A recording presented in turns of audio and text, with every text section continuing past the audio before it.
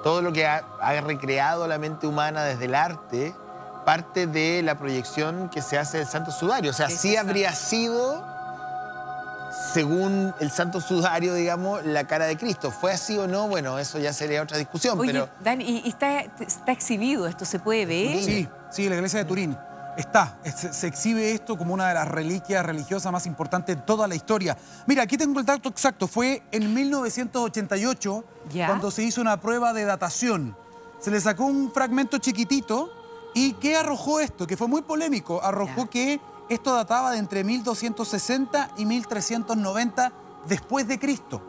Sin embargo, fue refutado esto porque la muestra habría sido tomada en un área que había sido restaurada con hilos más modernos después de un incendio. Entonces ahí quedó la polémica de nuevo. Se han hecho nuevas investigaciones de datación que sí esta vez habrían arrojado que corresponde al siglo I. A la época, digamos, de la crucifixión. Fíjate que hay dos elementos que yo creo que llaman mucho la atención y que invitan al misterio y a la pregunta. Más allá si uno es católico o no, yo creo que este es un tema muy interesante que tiene que ver con el...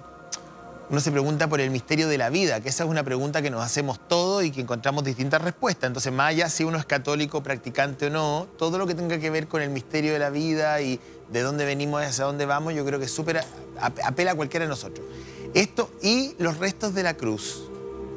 Yo no sé si tú tienes datos de eso, respecto de dónde están los restos de la cruz. Yo lo único que puedo decir, porque como sí lo logré leer, y aquí vamos a mezclar otro tema que nos gusta mucho en el programa, que es la realeza. Sí. Tú sabes que la bisabuela de la reina Isabel II era Alexandra de Dinamarca, ¿ok? Síganme. Alexandra de Dinamarca era hija del rey de Dinamarca y su papá le regala a ella un collar que se llama el collar Dagmar, que es un collar bien bonito, así lleno de perlas y piedras preciosas, y tenía una cruz que colgaba del collar. Y según cuentan, al interior de esa cruz había una astilla de la cruz de Cristo. Ah, impresionante, ¿eh? Mira. La reina no lo usó mucho, lo usó un par de veces porque era muy difícil de llevar. ¿De la corona o de la cruz? No, de la cruz. Ya, una astilla de la cruz. Nunca lo llevó permanentemente porque era difícil de usar, era muy complejo de acomodar. Ella lo usó un par de veces. Hoy día está exhibido, entiendo que en el Museo de la Reina Victoria está exhibido el collar. Y la reina le sacó la cruz, la desenganchó, lo usó sin la cruz.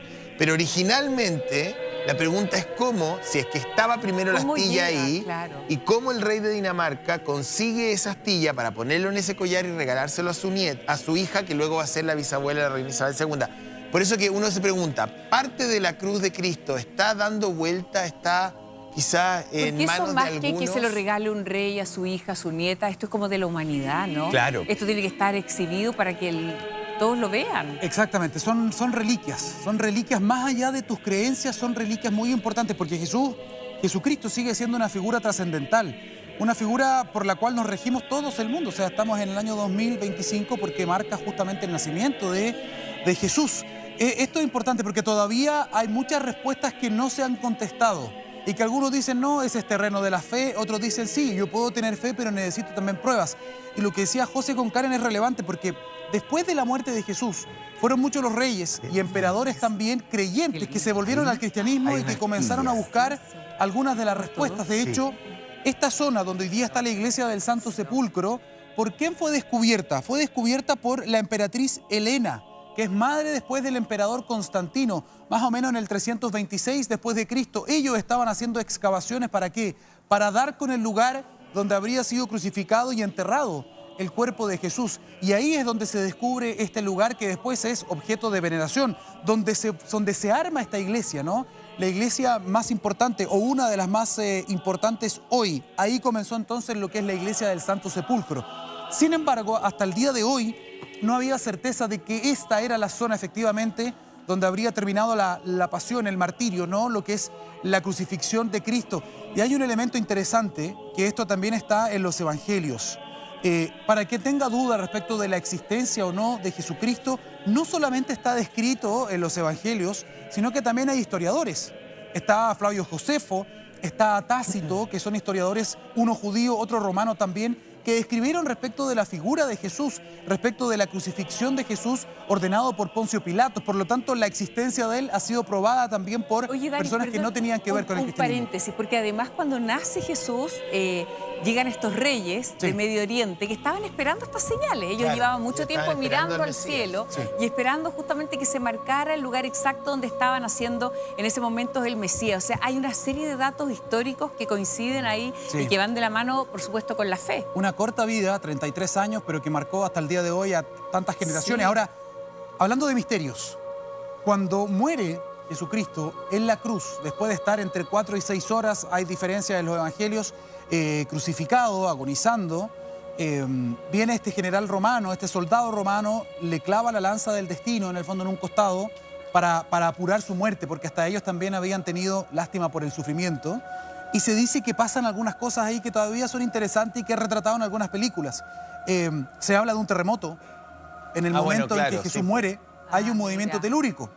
Pero no solo eso, hay otro evento que pasa según los evangelios y que es muy interesante, que ha sido debatido también por incluso astrónomos, y que se habla de la luna oscuridad. llena. Se habla de que hubo oscuridad varias horas. Así, ¿ah? Exactamente. Una Esto- suerte de eclipse. Exacto. Esto habría ocurrido en la mañana, esto habría empezado esta crucifixión en la mañana y habría terminado pasado el mediodía, ya en la tarde. Entonces se habla de que cuando muere Jesucristo y se confirma después de la lanza en el costado, hay un movimiento telúrico, pero se oscurece el cielo durante varias horas.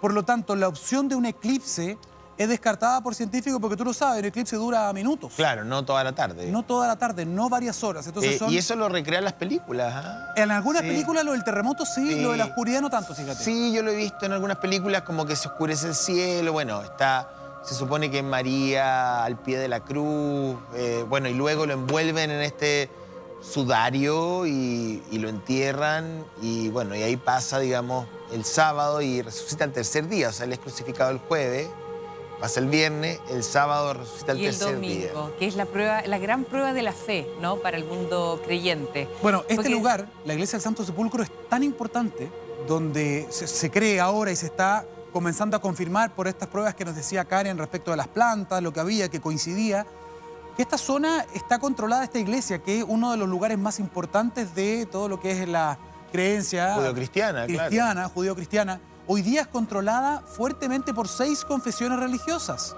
Se van repartiendo los horarios, quién prende una vela, quién limpia, quién abre una puerta, o sea, está todo súper Ahora- Qué lindo que regulado. es una figura que unifica finalmente. Exactamente, ¿ah? sí. Ahora, la estructura yo no he estado nunca, por eso te pregunto. ¿Uno logra ver la geografía original? ¿Se rescata la piedra o lo que haya habido ahí? Porque uno, a ver, independiente, insisto, si uno es creyente o no, uno dice, bueno, si es que Cristo estuvo acá, si es que aquí ocurrieron estos hechos bíblicos, sobre esta piedra, sobre esta tierra, que es lo que me pasó un poquito lo mismo cuando yo, lo más cercano que he estado, insisto, es cuando visité esta pequeña capilla en el Cairo, que está bajo tierra, hoy día bajo tierra, probablemente en ese momento estaba en superficie.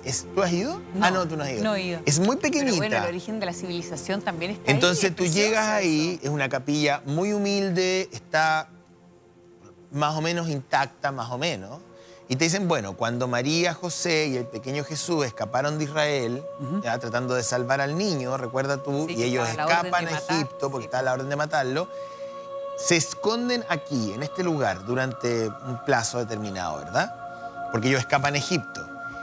Y bueno, y uno mira esto, yo no soy católico, debo reconocerlo, pero de todas maneras tengo la capacidad de, no sé, igual Es te sobrecogedor, sobrecoge, es ¿cachai? sobrecogedor. O sea, aquí se supone que aquí estuvo María, José y el Es pequeño impresionante. niño. Bueno, lo que acaba de pasar este domingo de Ramos, que es cuando regresa a su tierra, ¿no? Y es recibido. Mira, lo que pasa durante esta semana es tan clave para llegar a este desenlace fatal del día viernes, el día Viernes Santo, el día en que es crucificado, y hasta la resurrección el día domingo. O sea, esta semana era de verdad venerado ahí en su entorno, o sea, vuelve como el gran rey, ¿no? Y De esta su es pueblo. una... Mira, me están escribiendo muchas personas ahora y yo les quiero decir algo. Nosotros estamos hablando de las investigaciones científicas que Sí. rodean o que dan una confirmación un poco más objetiva respecto de la zona en la que habría sido crucificado, en la que habría muerto Jesús de Nazaret.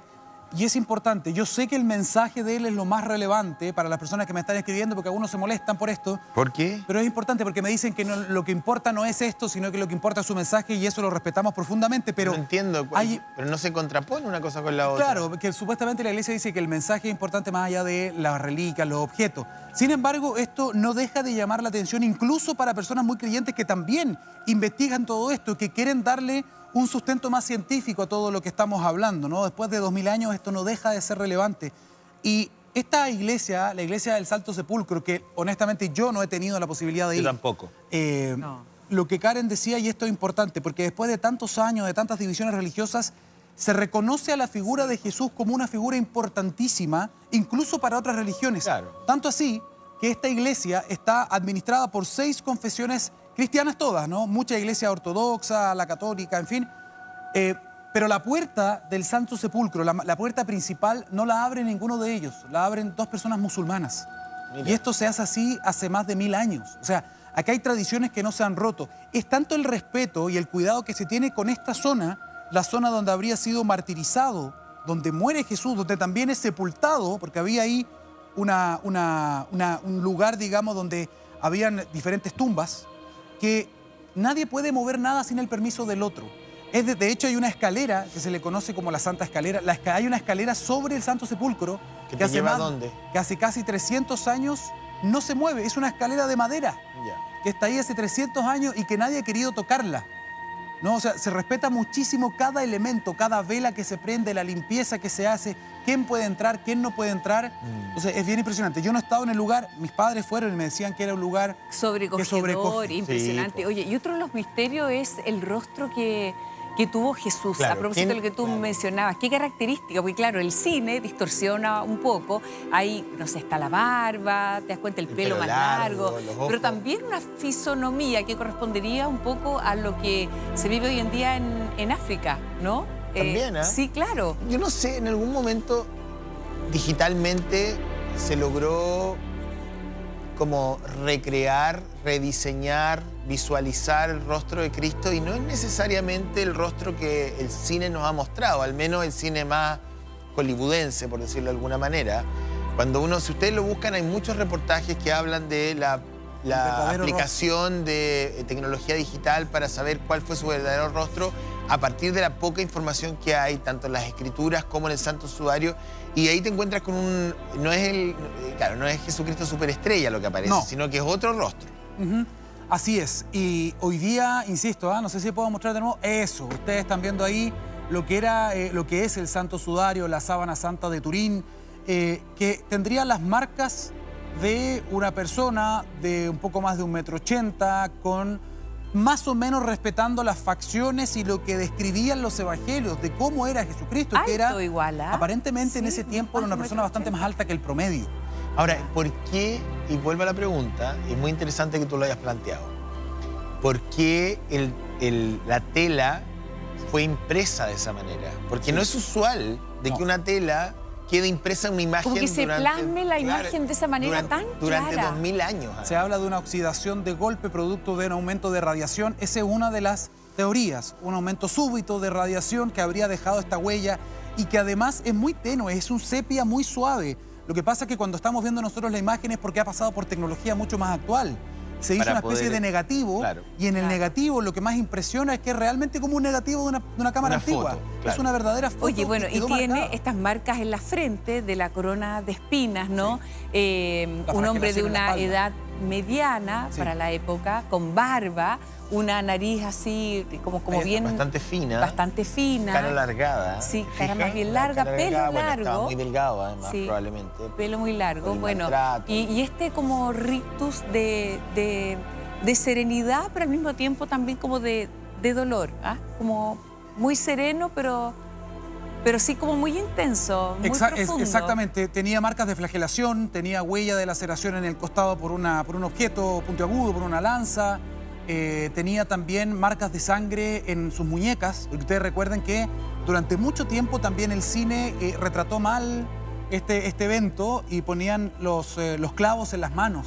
Sí, pues Y era de la muñeca. ¿Dónde están los estigmas? Exactamente, donde están los estigmas también, están esas marcas, están las marcas sobre la pierna. En el Yo creo tobillo. que es muy interesante lo que tú dices y los mensajes que te llegan, porque hay un elemento de fe que la fe uno no la puede discutir, es un regalo para algunos, es incuestionable, o sea, yo creo en algo porque tengo fe y eso no se puede cuestionar, no puede someterse a ninguna prueba de nada, es simplemente el deseo, el impulso, el empuje, la voluntad, no tengo idea de creer en algo. Pero para quienes no somos católicos quizás, o incluso para algunos también, que pueden ser, digamos, creyentes, es importante, digamos, ese tránsito histórico. Entonces la pregunta es, ¿existió Jesús tal y como el cine nos ha dicho que existió? ¿Las cosas pasaron tal y como el cine dice o la literatura dice? O incluso el testamento, digamos. José, que tú puedes creer, por ejemplo, hay mucha gente que dice, no, yo creo que nació un personaje histórico que provocó todo esto que sabemos hoy en día y que ha marcado tantas generaciones, pero otra cosa es creer. Por eso lo que pasa esta semana es muy importante. Esta fiesta de la resurrección, como le dice el mundo cristiano, es tan gravitante, porque tú puedes creer que nació, pero la forma... cómo vivió, cómo se fue, cómo resucita. Cómo volvió, claro. En el fondo, la gran prueba de fe es que resucitó. Eso es lo que, porque tú puedes a lo mejor no ser creyente y decir, mira, históricamente, claro, nació un personaje, pero la gran prueba para todos es creer que resucitó. Ahora, de hecho, para el judaísmo u otras corrientes, Jesucristo es un profeta más y todavía están esperando al Mesías, digamos. Exactamente. Pero la prueba, el milagro para mí más grande es que después de 2000 años se haya formado una iglesia, varias iglesias en el nombre de esta persona, que haya mucha fe al día de hoy, en momentos en que, claro, supuestamente está el avance de la tecnología, de la ciencia, y sigue habiendo una cantidad de millones de personas que creen en la divinidad de Jesucristo. Jesucristo es la encarnación de Dios en la tierra, es su Hijo y al mismo tiempo es Dios. Entonces, claro, es muy llamativo todo esto.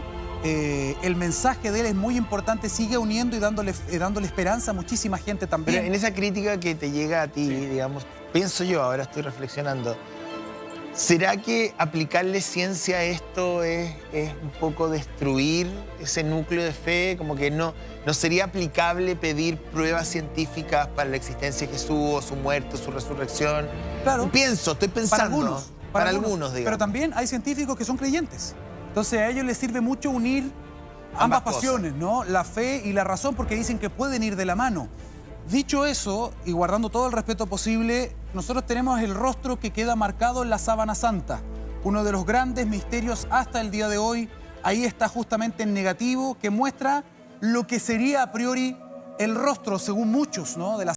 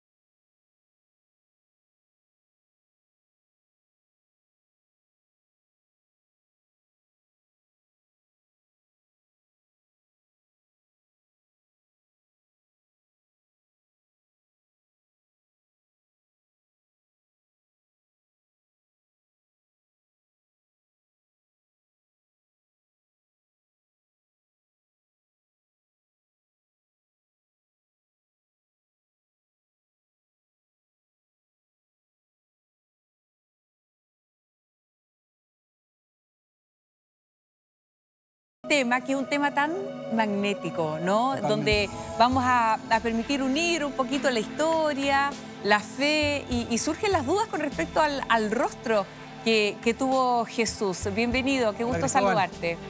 ¿Qué tal? Hola Karen, José Antonio, tanto tiempo, chiquillos. Sí. Daniel sé que está por ahí Mucho. también, ¿no? Sí, sí, Está- sí. Sí, ¿Cómo el estáis? Dani está acá. Hola Daniel, ¿cómo estás? Bueno, a ver, indudablemente el impacto del Cristo histórico, ¿no? Y del Cristo sobrenatural en nuestra sociedad es bastante grande, sin ir más lejos. La mayor parte de la sociedad occidental, e incluso también en personas que no son tributarias de esa sociedad, miden sus años en la era cristiana, por eso es antes de Cristo o después de Cristo, ¿entienden? Y desde el punto de vista filosófico, sociológico, no sé, y de otras tantas dimensiones más, el impacto del cristianismo es impresionante. Así que, y también está todo lo que mencionaban ustedes, porque estaba escuchando un poco de lo que hablaban antes de salir al aire yo, de que está también el elemento mistérico, ¿no? El elemento del misterio, del cruzar un umbral sobrenatural que en ese sentido, en una sociedad secularizada como la que vivimos nosotros, de repente causa ciertos cortocircuitos, pero al mismo tiempo también cierta fascinación y muchísima fascinación.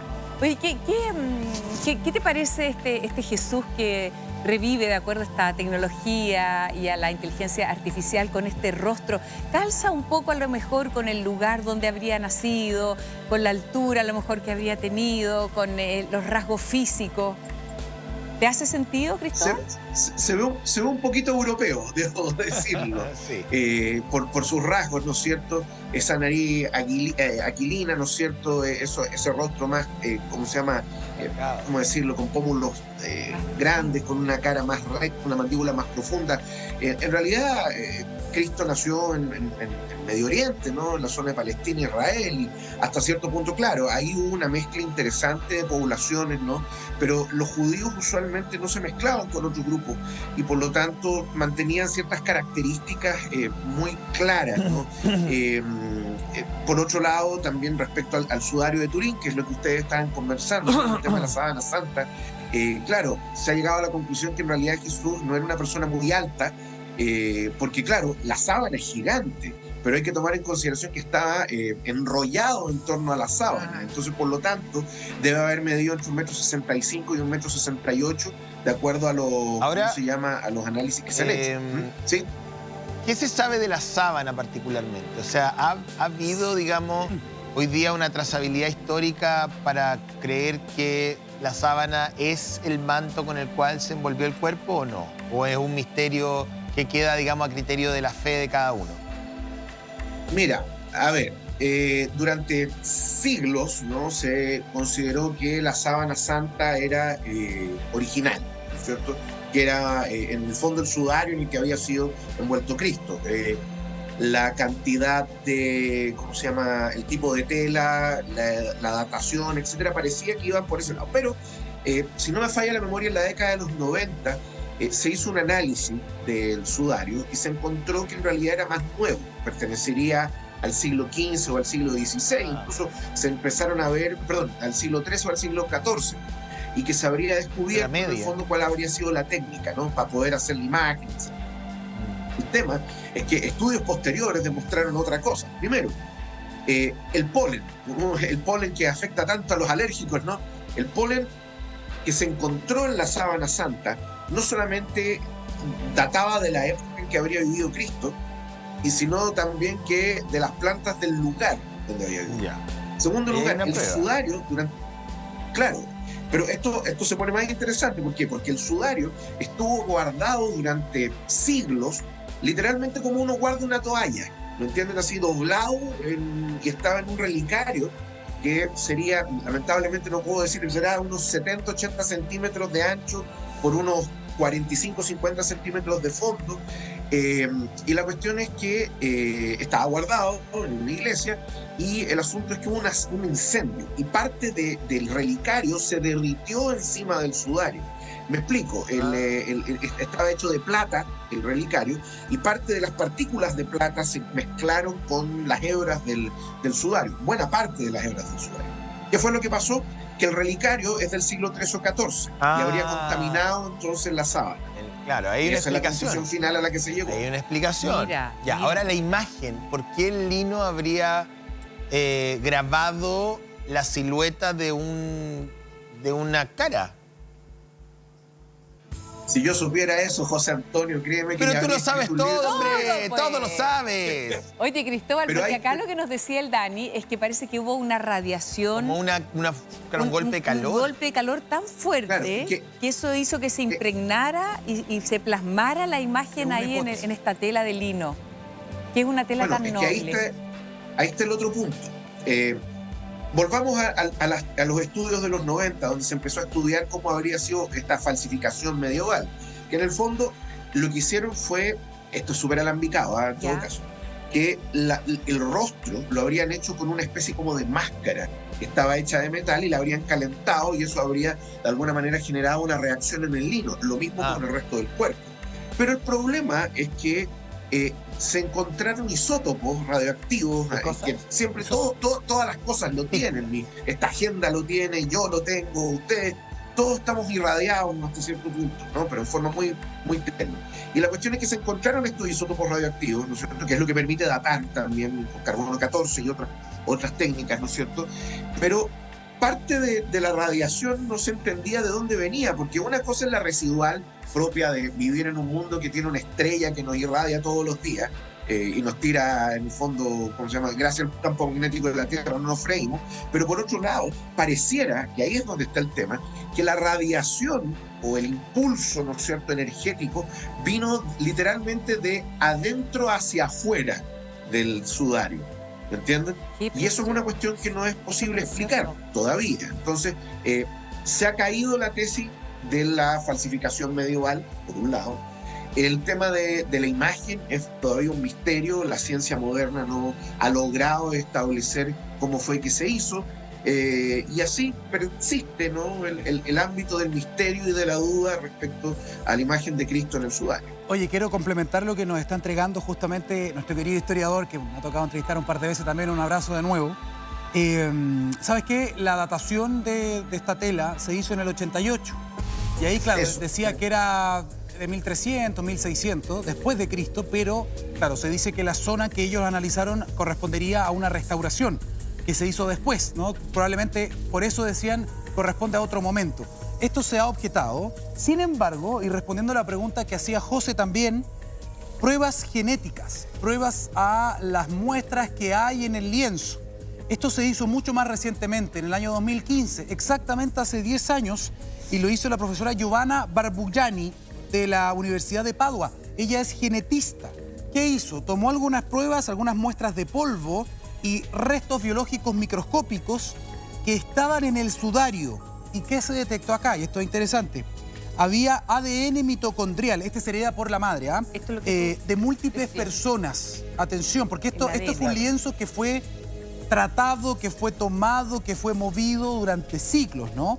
Aquí hay huellas genéticas diversas de Medio Oriente, de África del Norte, de la India también y de Europa. Por lo tanto, esto, ¿qué es lo que sugiere? Evidentemente que este lienzo estuvo expuesto en diferentes partes y que fue manipulado por diferentes personas. Claro. Por lo tanto, sacar alguna muestra, que es lo que preguntaba José, por ejemplo, de ADN de la persona cuyo rostro fue retratado, cuyos restos o algunos supuestos fluidos como sangre, transpiración, habrían quedado impregnados después de más de 2000 años, es extremadamente difícil. ¿Por qué? Porque nunca vamos a saber si la muestra que estamos sacando corresponde a esa persona o a alguna de las personas que manipuló esta tela durante los siglos y siglos que le han sucedido. Por eso que se vuelve algo muy, muy difícil. Y respecto de ella, aquí quiero poner una nota a lo mejor un poco distinta. Si nosotros hacemos caso por un momento, más allá de lo que ustedes puedan creer o yo o las personas que nos están viendo, respecto de lo que dice de cómo eran los judíos en esa época en términos fisionómicos, fisiológicos, su cuerpo, claro, uno dice, han habido retratos de Jesús que era más moreno, con la nariz más chata, más bajito, sí, pero eso corresponde justamente al árbol genealógico de los judíos en esa época. Ahora, supuestamente lo que dice la Biblia es que el origen de Jesús no fue terrenal como el tuyo o el mío. Aquí se habla de una concepción milagrosa. Divina. Él tenía un padrastro que era un carpintero que se llamaba José. Jesús habría tenido más hermanos, en fin. Entonces, se puede atribuir a que tendría que necesariamente haber sido parecido a las personas de su época. Si hubiese nacido normalmente, Sí, Probablemente, pero pero no si no, fue el caso, digamos, claro. puede haber sido distinto, puede haber sido más alto, puede haber sido diferente, la verdad es que no lo sabemos. Y por eso que las imágenes que hay responden a una fisionomía distinta. Y de hecho lo que nos decían respecto de esta imagen de inteligencia artificial, también tenemos que decir otra cosa.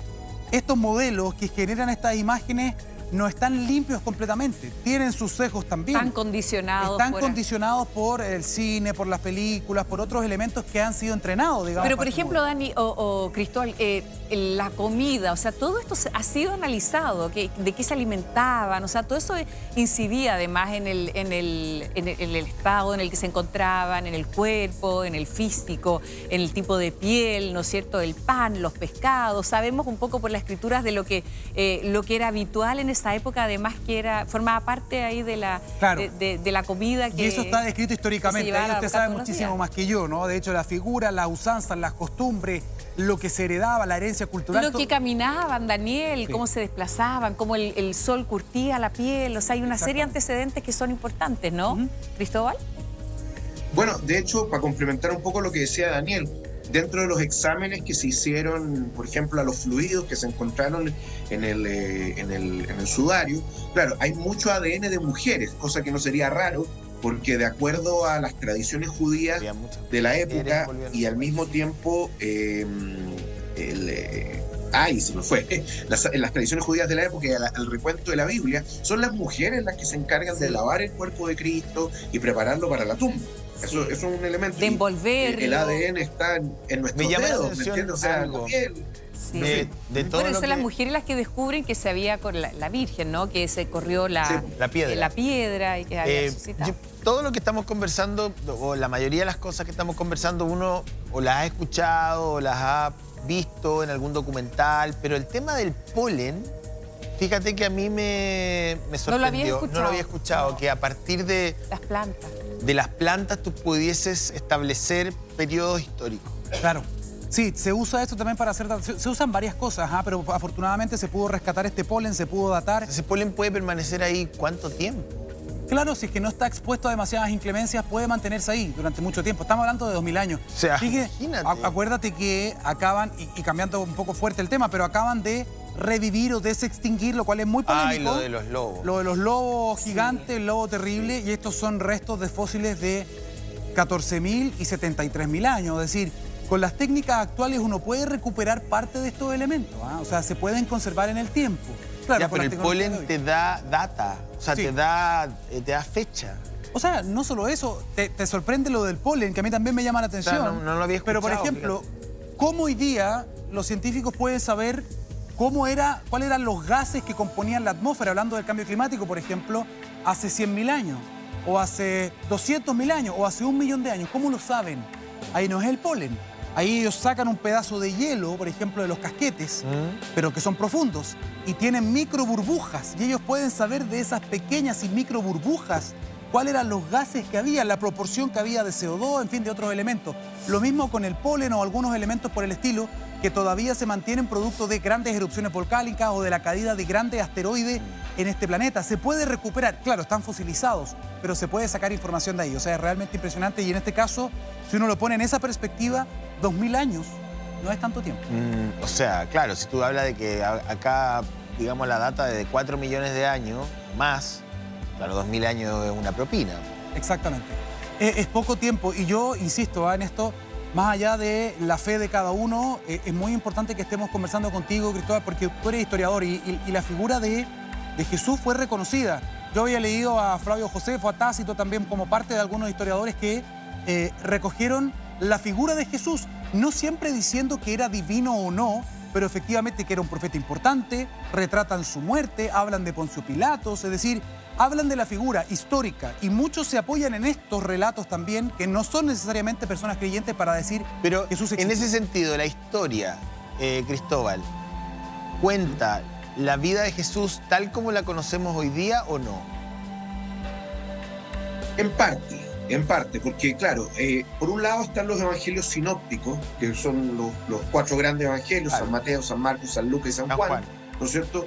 Donde hay unos que son más antiguos que otros, el más nuevo, entre comillas, el evangelio de San Juan, que sería del siglo II, si no me falla la memoria, 134, por ahí, después de Cristo. Quizá los más nuevos serían los evangelios de San Marcos, por ejemplo, y quizás San Mateo también. El tema es que los evangelios cuentan parte de la vida de Jesús. Hay algunos que cuentan de la infancia, desde el nacimiento hacia adelante, hay otros que parten con su vida pública, e incluso también hay una serie de otros textos que son llamados evangelios apócrifos, que también cuentan distintas versiones de la vida de Jesús, ¿ya? Algunos son más contemporáneos a la vida de Cristo y otros no, pero simplemente a partir de, bueno, distintos concilios que fueron los que determinaron cuáles eran los libros que iban a pertenecer a la Biblia canónica, entonces se dejaron fuera los otros. Eso por un lado. Y desde el punto de vista histórico de figuras que escribieron, ¿no es cierto?, sobre la vida de Jesús, pero que no eran cristianos necesariamente, bueno, Flavio Josefo, que lo mencionaba Daniel, es un historiador de origen judío que se romanizó. Y por otro lado está también Tácito, que escribió varios libros, ¿no es cierto?, y varias crónicas, y entre ellos hablan sobre los cristianos.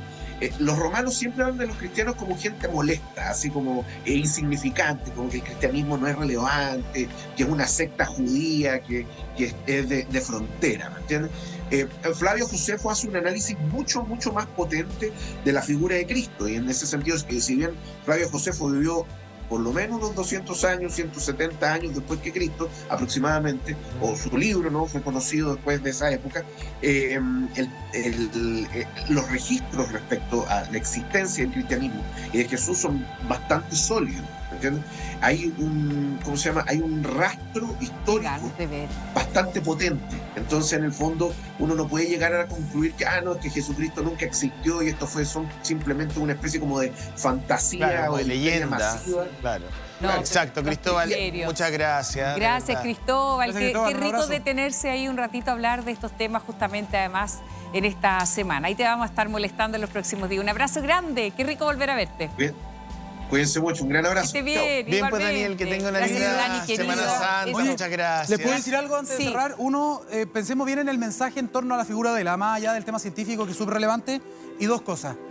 Esa pregunta que tú hacías de los restos genéticos o biológicos de Jesús, por ejemplo, en la sábana, si se podría hacer algo. Tú sabes que hay un libro que toma esta tesis y que habla de que alguien recoge restos y clona a Jesús en la actualidad, un libro de ciencia ficción. Bueno, que podría ser. Que para mí es fascinante. A mí me gusta mucho la historia de Jesús y se llama A su imagen. Por si lo quieren mira. encontrar. Está también...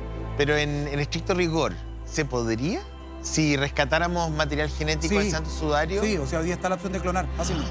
Sí. ¿Quién Está a su imagen, está el Evangelio Sí. según Saramago y una de las sagas de ciencia ficción más famosas de todos los tiempos que me encanta, que es El Caballo Troya, que también Bueno, habla claro. Sí, justamente claro. de esto también, ¿no? Entonces Exactamente. ha dado para ficción y para realidad. Señores, Eso. Bien, me pues muchas despido. Muy bien, gracias. con Chao, ese Daniel tremendo Silva. Un aplauso para dato, Daniel Dani. Silva, Muchas que ha venido gracias, con este Dani. misterio de Semana Santa. Bueno,